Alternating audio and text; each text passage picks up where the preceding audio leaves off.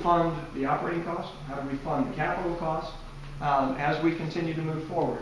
Argument being, if we're capped at this point in time and all future increment continues to grow, what do we do if we're wildly successful and we start to add a lot of additional students? How do we compensate for that? The approaches that we came back with, we initially, the solution for challenge one initially was, well, we'll come up with $12 million of capital.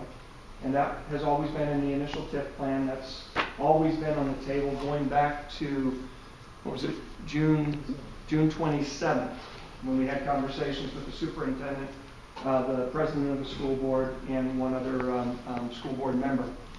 And that was the conversation that we had at that point in time. How do we help solve this gap early on? So this has been an iterative process. It's been an ongoing conversation that we've had for almost 6 months now with the school district. When the district went through their calculation, their number was $16 million. And again, it's a simple net present value of where we had $1 million a year to plug that gap, and they were saying it was $1.4 million a year.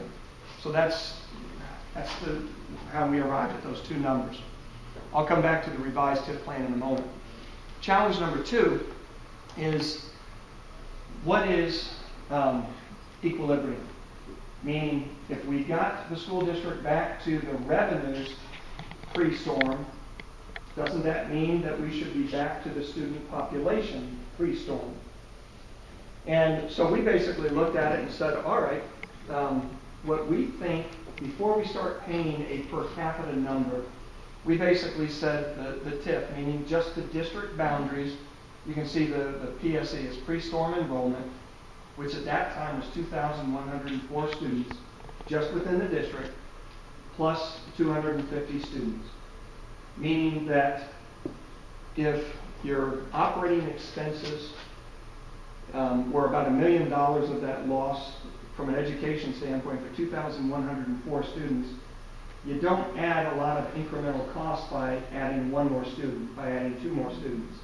It still costs the same from electricity to heat and air condition a building. Those costs generally are the same. The bandwidth that in conversations with the school district was they have to have the same G&A, the same operating expenses, if they're down 250 students as if they're up 250 students. That's how we arrived at that pre-storm enrollment plus 250. And what that basically means is that when we go through that calculation, if the school district would have said that's fine, we agree with that logic, we would have to grow by 1,582 students inside the TIF before we started paying it per capita. And I will tell you that where the school district is right now, they're only down about 150 students from the high water mark pre-tornado, which means that their overall enrollment, if we use that as a formula, they'd have to be over 10,000 students, which means they probably would be adding 3 more schools. And this TIF will not fund 3 more schools. So that logic really did not make sense.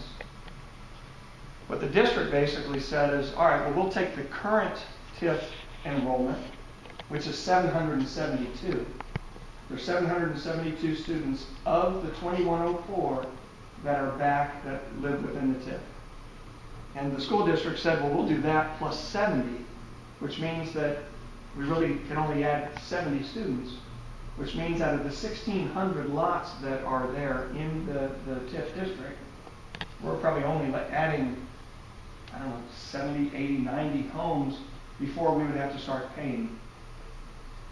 So I'll come back to what we've mutually agreed on in a moment, which the TIF Commission would be voting on this week. What we initially proposed was that a per capita student payment that we would make was roughly $2,500. And it was allocated $1,361, which was basically for O&M. And that number was arrived at by the school district. The school district basically says it costs them, after federal, state, other type of grants, other funding, the actual costs that are covered by the taxes are roughly $1,361 per student for an elementary school, which means that there's roughly $1,139 that is the additional for additional capital. And we went through the math. We basically showed the TIF Commission that when you go through all of that math, once you get to 600 additional students, that basically covers an elementary school. Meaning you can amortize with that $1,139 plus the other cash flow that would be out there, would basically amortize the a $20 million bond issuance based on the prevailing interest rates that they're presently paying. The school district went through the same calculation and said, well, no, actually we need to be at $3,975. And what they did, instead of the $1,361, they basically averaged a combination between a middle school cost and an elementary school, and then what the debt service principal and interest would be per student, and that they arrived at $3,925. Where we ended up with, and what was unanimously approved by the school district today. And when I say unanimously approved, what the resolution provided for was to, for the two representatives of the TIF Commission, C.J. Huff as the superintendent and Paul Barr as the chief financial officer, to vote in the affirmative in favor of the TIF Commission vote to make a recommendation to the City Council, basically to approve the TIF plan.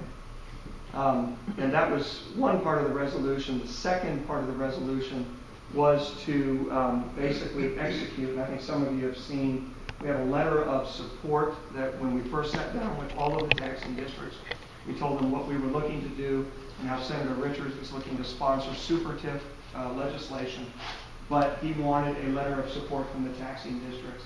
And so that was the second part of the resolution, which once again, the school board unanimously approved that as well. So it's not just a local TIF, they also endorsed and supported super TIF legislation, which adds additional revenue, obviously, and that's for the sales tax component that goes to Jefferson City, and 50% of that comes back. So that truly is newfound revenue that this community would not have. So what we talked about as we went through the map, and we basically feel that the math makes sense. We feel that the TIF plan can support this. And again, we look at it from the standpoint of the last thing we would ever want to do is provide some type of a TIF plan that has the potential to cripple a school district that provides a significant value contribution, educational attainment, as we're out trying to market the community, trying to encourage families and jobs and businesses to come into the community. So what we basically proposed was increasing from the initial TIF plan of $12 million to $13 million, and instead of that $12 million being paid in the first quarter of the TIF, it's basically paid in the third year of the TIF. That has significant bearing because it provides us the ability to get some legs underneath the TIF district with development, and it starts to show a track record of revenue growth from a taxing standpoint. The second issue dealt with the resolution dealing with the baseline number. As we've looked at this, and based on our conversations with folks at FEMA, and I say based on our conversations that the city manager, Troy Bolander, and others have had with the Department of Economic Development, with the school district themselves, as well as with FEMA, as it relates to where are the students. If we're down some 1,500 students in the TIF district, yet the school district is only down 150, where are those students? There's still a couple hundred students that are outside of the district that the school district was going out of the district, busing and picking them up and bringing them back. I think the high water mark of that was about 400 students. It's down to about 200 now. So they're still on the school district's rolls. They don't live in the TIF district, nor do they even live in the district, but they're outside, and now they found additional transportation instead of being bused. Their parents are bringing them, or they're carpooling to school. There's still 100 or so students that are out at the